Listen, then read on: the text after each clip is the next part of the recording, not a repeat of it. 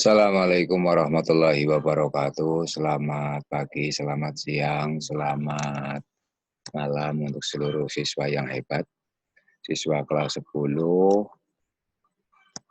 mari bersama-sama kita berdoa untuk memulai pembelajaran ini. Ini adalah satu keterangan dari materi-materi sebelumnya yang sudah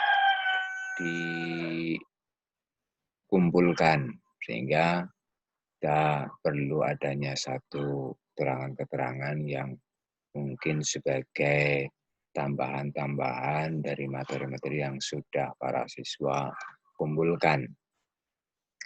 Yang pertama adalah materi mata pelajaran PAI kelas 10 tentang mujahadah an-nafs atau kontrol diri, kajian Al-Quran Surat Al-Anfal ayat 72. Untuk itu kita sama-sama lihat ayat dan kita coba baca ayatnya. Kita mulai saja. A'udzubillahi minasyaitonirrajim. Bismillahirrahmanirrahim. Innalladzina amanu wa hajaru wa jahadu bi amwalihim wa anfusihim fi sabilillah. Fi sabilillahi walladzina awaw wa nasaru ulaika ba'duhum awliya'u ba'd. Walladzina amanu wa lam yuhajiru ma lakum min walayatihim min syai'in hatta yuhajiru wa in istansurukum fid dini fa alaikumun nasru illa ala qaumin bainakum wa bainahum misaq wallahu bima ta'maluna basyir. Nah, itu ayat 72 surat Al-Anfal. Kita coba lihat terjemahannya. Sesungguhnya orang-orang yang beriman dan berhijrah serta berjihad dengan harta dan jiwanya pada jalan Allah, dan orang-orang yang memberikan tempat kediaman dan pertolongan kepada orang-orang muhajirin, mereka itu satu sama lain lindung melindungi. Dan terhadap orang-orang yang beriman tetapi belum berhijrah, maka tidak ada kewajiban atasmu melindungi mereka sebelum mereka berhijrah. Akan tetapi jika mereka meminta pertolongan kepadamu dalam urusan pembelaan agama, maka kamu wajib memberikan pertolongan kecuali terhadap kaum yang telah ada perjanjian antara kamu dengan mereka. Dan Allah Maha melihat yang kamu kerjakan. Quran Surat Al-Anfal ayat 72. Lihat dari terjemahan ayat 72 Quran Surat Al-Anfal ini, kita bisa melihat sekilas pandang tentang ayat 72 ini, bahwa Allah menyebutkan beberapa golongan orang-orang yang beriman dan membagi mereka menjadi kaum muhajirin. Kaum muhajirin ini adalah orang-orang Mekah yang berpindah ke Madinah, maka disebut muhajirin. Mereka ini, muhajirin ini yang pergi meninggalkan rumah dan harta kekayaan mereka. Mereka datang ke Madinah untuk menolong Allah dan Rasul-Nya, kemudian menegakkan agamanya, serta menginfakkan harta kekayaan, serta nyawanya untuk kepentingan semuanya itu. Adapun yang kedua, selain kaum muhajirin, ada kaum ansor. Siapa mereka? Mereka adalah kaum muslimin Madinah yang menolong atau membantu kaum muhajirin dari Mekah, di mana kaum ansor ini memberikan tempat tinggal kepada saudara-saudara mereka yang berhijrah atau yang disebut muhajirin tadi, berupa rumah-rumah mereka. Kemudian kaum ansor ini juga memberikan harta benda kepada kaum muhajirin, serta menolong Allah dan Rasul-Nya dengan menegakkan agama, ada kemungkinan juga berperang bersama kaum muhajirin. Kemudian mereka itu disebutkan ba'duhum awliya'u ba'd. yaitu satu sama lain saling melindungi. Kaum muhajirin dan ansor ini satu sama lain saling melindungi, yaitu masing-masing dari mereka lebih berhak menerima perlindungan daripada yang lainnya. Dan kemudian berikutnya, oleh karena itu Nabi Shallallahu Alaihi Wasallam mempersaudarakan antara kaum muhajirin dan kaum ansor. Kita sudah bisa melihat contoh-contoh sahabat-sahabat Nabi Shallallahu Alaihi Wasallam yang kemudian berasal dari Madinah dan Makkah pada waktu itu dijadikan saudara atau dikumpulkan, dipersaudarakan. Kemudian dari setiap dua orang merupakan saudara, dengan demikian mereka saling mewarisi sebagai pewarisan yang harus didahulukan daripada kaum kerabat mereka. Sampai Allah Ta'ala menghapuskan hal itu dengan ayat mawaris yang diturunkan kemudian. Nanti karena ada ayat tentang mawaris, yaitu pembagian harta. Nah, kemudian yang demikian itu telah ditetapkan sebagaimana telah disebutkan juga di dalam satu kitab Sahih Bukhari dari Ibnu Abbas. Nah, kemudian para siswa, kita melihat isi dan kandungan daripada ayat ini. Yang pertama, jalinan kasih sayang harus senantiasa saling melindungi antara kaum muslimin.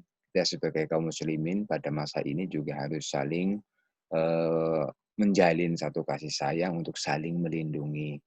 Kemudian yang kedua, sesama orang yang beriman harus saling membantu, saling menolong, dan memperkuat, terutama saat menghadapi musibah dan kesulitan. Jika ada satu musibah atau satu bencana, kita sebagai orang-orang yang beriman, kita harus tergerak untuk saling sama-sama membantu dan menolong saudara-saudara kita. Kemudian yang ketiga, perlu adanya kesungguhan bagi setiap muslim untuk bersama-sama memikul beban berat suatu perjuangan. Perjuangan kita pada hari ini bukan lagi berperang secara fisik atau dengan senjata, tapi perjuangan kita yang pertama adalah satu perjuangan dakwah di dalam nilai-nilai kebaikan, yang kedua perjuangan melawan hawa nafsu diri kita. Kemudian yang keempat, keberhasilan dan kesuksesan sangat dipengaruhi komitmen yang tinggi, kemudian ikhtiar yang sungguh-sungguh, dan kebersamaan dalam merasakan suka dan duka. Nah, ini kekompakan sebagai satu kunci keberhasilan satu kelompok umat Islam yang mana seluruh usahanya sungguh-sungguh dilakukan dengan baik. Kemudian yang kelima, perlunya umat Islam melakukan hijrah di saat menghadapi situasi dan kondisi yang serba tidak menentu. Apa itu hijrah? Hijrah itu artinya berpindah. Berpindah dari sesuatu hal yang buruk kepada yang baik. Sesuatu yang sudah baik kepada meningkat lagi kepada yang lebih baik. Ini merupakan satu langkah-langkah hijrah. Misalnya ada yang sekarang fenomena orang yang perempuan yang belum berjilbab, kemudian berjilbab, dia pun disebut berhijrah. Ya, yang belum mengenal agama, kemudian belajar agama, itu pun disebut berhijrah. Nah, ini umat Islam melakukan satu hijrah-hijrah yang sebanyak-banyaknya dengan usaha atau upaya yang sekuat-kuatnya. Nah, ini dari kandungan ayat 72 Quran Surat Al-Anfal. Antara lain itu. Adapun yang berikutnya, kaitan ayat ini, kita akan menuju kepada satu pengertian tentang mujadah an-nafas. Apa itu mujadah an-nafas? Secara bahasa, mujadah artinya bersungguh-sungguh, sedangkan an-nafas artinya ini jiwa, nafsu, atau diri kita. Nah, kemudian kita gabung, kalau jadi mujadah an-nafas artinya adalah perjuangan sungguh-sungguh melawan hawa nafsu atau bersungguh-sungguh menghindari perbuatan yang melanggar hukum-hukum Allah Subhanahu wa taala. Itu pengertian mujahadaan nafas. Terkait dengan mujahadaan nafas, kita manusia diberikan satu nafas atau nafsu. Nah, macam-macam nafsu. Menurut Al-Quran, ini ada 3. Yang pertama yang disebut dengan nafsu ammarah, yaitu nafsu yang mendorong manusia kepada keburukan. Disebutkan juga di dalam Quran surat Yusuf ayat 53, wa ma ubarri'u nafsi inna nafsa la amaratun bisu. Bahwa dan artinya, dan aku tidak membebaskan diriku dari kesalahan, karena sungguhnya nafsu itu selalu menyuruh kepada kejahatan. Nah, yang pertama ini adalah nafsu ammarah. Kemudian yang kedua ada nafsu lawamah, yaitu nafsu yang menyesali setiap perbuatan buruk. Ini juga disebutkan dalam Quran surat Al-Qiyamah. Wala uqsimu bin nafsi lawamah. Artinya, dan aku bersumpah dengan jiwa yang amat menyesali dirinya sendiri. Artinya, nafsu ini mengajak kepada sesuatu keburukan, kemudian pada akhirnya kita ada rasa penyesalan. Kenapa kok saya kemudian berbuat buruk? Kenapa saya kok berbuat melanggar yang disyariatkan atau yang diperintahkan Allah Subhanahu wa taala? Nah, nafsu-nafsu yang semacam itu disebut dengan nafsu lawamah. Jadi ada penyesalan setiap perbuatan buruk yang pernah kita lakukan. Itu. Kemudian yang berikutnya, yang ketiga, nafsul mutmainah. Apa itu nafsul mutmainah? Disebutkan di dalam Quran surat Al-Fajr ayat 27-28. Yang bunyinya bismillahirrahmanirrahim, ya ayyuhan nafsul mutmainnah irji'i ila rabbiki radiyatan mardiyah.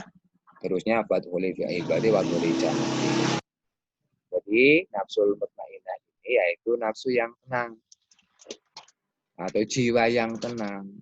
Yang artinya tadi sebagaimana ayat yang dibacakan, wahai jiwa yang tenang, kembalilah kepada Tuhanmu dengan hati yang puas, lagi diridhoinya. Nah, ini Quran surat Al-Fajr. Nah, nafsu-nafsu 3 ini, dalam 3 bentuk ini, kita harus bisa mengontrol semuanya. Agar apa-apa yang kita lakukan, apa-apa yang kita ucapkan tetap dalam lindungan Allah Subhanahu wa taala atau tetap di jalurnya Allah Subhanahu wa taala. Selain itu, ada juga hadis tentang an-nafs atau nafsu yang berbunyi qala Rasulullah sallallahu alaihi wasallam, laisa sadidu bisur'ah, innama sadidul ladzi yamliku nafsahu mindal ghadab. Artinya Rasulullah sallallahu alaihi wasallam bersabda, bukanlah orang yang kuat itu yang bisa menang saat bertarung atau bergulat. Tapi orang kuat itu adalah orang yang mampu mengendalikan hawa nafsunya ketika marah. Hadis riwayat Bukhari, Muslim, dan Ahmad. Nah, jadi mengenai hadis ini, Rasulullah menyatakan bahwa pengertian kuat dalam Islam bukan yang selalu menang saat berperang atau bertarung atau berkelahi atau bergulat. Nah, kemudian yang menang, yang kuat itu yang bagaimana adalah orang yang mampu mengendalikan amarahnya atau nafsu amarahnya. Karena amarah ini bisa menjadikan sesuatu fatal terhadap apa-apa yang kita lakukan. Orang marah itu bisa melakukan hal-hal yang negatif. Karena orang marah itu tertutup hati dan pikirannya, sehingga apa-apa yang dilakukan pastinya akan menuju kepada hal-hal yang buruk. Oleh karena itu harus dihindari atau dikontrol sekuat mungkin. Kemudian pentingnya kontrol atau mawas diri kita di dalam meniti kehidupan. Nah, ini sangat penting sekali kita tetap berada dalam keadaan mawas diri. Bagaimana kondisi-kondisi keadaan-keadaan kita. Baik secara jiwa, pikiran, maupun hati. Ini harus tetap dikontrol untuk pada nafsul mutmainnah atau pada keadaan jiwa yang tenang. Kemudian yang ketiga, kemenangan dan keberhasilan hanya dapat diraih oleh orang-orang yang mampu mengendalikan dirinya, meredam hawa nafsunya saat marah, dan selalu meningkatkan kesabaran saat ditimpa musibah atau masalah atau duka nestapa. Ini penting karena tanpa kesabaran, tanpa bisa mengendalikan hawa nafsu, seorang itu akan rasanya sulit untuk mendapat satu kemenangan dalam bentuk apapun. Yang berikutnya, para siswa sekalian, nanti diminta untuk mencoba melaksanakan praktek-praktek mujahadah an-nafs. Apa saja yang perlu dilakukan? Kita berikan contoh. Yang pertama ini menunaikan sholat 5 waktu tepat pada waktunya. Kemudian menunaikan sholat berjamaah sesering mungkin. Mendirikan sholat dengan khusyuk, berbuat baik kepada orang tua, baik yang masih hidup ataupun yang sudah meninggal. Kemudian menjadi rahmat di lingkungan sosial, artinya memberi ketenangan, keamanan kepada masyarakat sekitar. Kemudian yang keenam, membersihkan hati dari rasa iri, sombong, ria, dendam, dan dengki, dan seterusnya yang buruk-buruk. Kemudian yang ketujuh, memelihara lesan dari perkataan-perkataan bohong, menggunjing, dan berbantah-bantahan atau berdebat yang tidak ada artinya. Kemudian yang kedelapan, membersihkan diri dari usaha-usaha dan makanan-makanan yang kita makan dari sesuatu yang haram. Dan yang sembilan, bertaubat kepada Allah dengan sebenar-benar taubat. Nah, ini ada praktek latihan untuk para siswa kalian. 9 pokok tadi. Nah, kemudian nanti para siswa membuat satu tabel yang mana isinya adalah kolom nomor kegiatan, kemudian ada penilaiannya, selalu, sering, kadang-kadang, atau tidak pernah. Misalnya, 1, menunaikan sholat 5 waktu tepat pada waktunya. Nah, ini nanti para siswa prakteknya bagaimana? Apakah selalu, atau sering, atau kadang-kadang, atau tidak pernah, tinggal dikasih tanda centang. Di buku nanti para siswa membuat tabel ini. Kemudian yang berikutnya menunaikan sholat berjamaah, apakah selalu, apa sering, kadang-kadang, atau tidak pernah. Nah, itu dan seterusnya ke bawah. Seperti itu nanti para siswa mencoba latihan. Kalau yang bagus nanti nilainya adalah centangnya di selalu atau sering. Jadi begitu para siswa sekalian untuk beberapa tambahan-tambahan penjelasan daripada materi pertama tentang mujahadah an-nafs. Oleh karena itu bersama-sama nanti kita koreksi bareng-bareng. Mudah-mudahan ini menjadi satu langkah yang baik untuk para siswa dapat belajar mempraktekkan tentang mujahadah an-nafs. Untuk segala pertanyaan nanti bisa diteruskan pada kolom atau room classroom yang kita sudah buat bersama-sama. Untuk itu, sekian penyampaian dari Pak Pipin atas perhatiannya. Kami sampaikan terima kasih yang sebesar-besarnya. Wabillahi taufiq wal hidayah. Wassalamualaikum warahmatullahi wabarakatuh.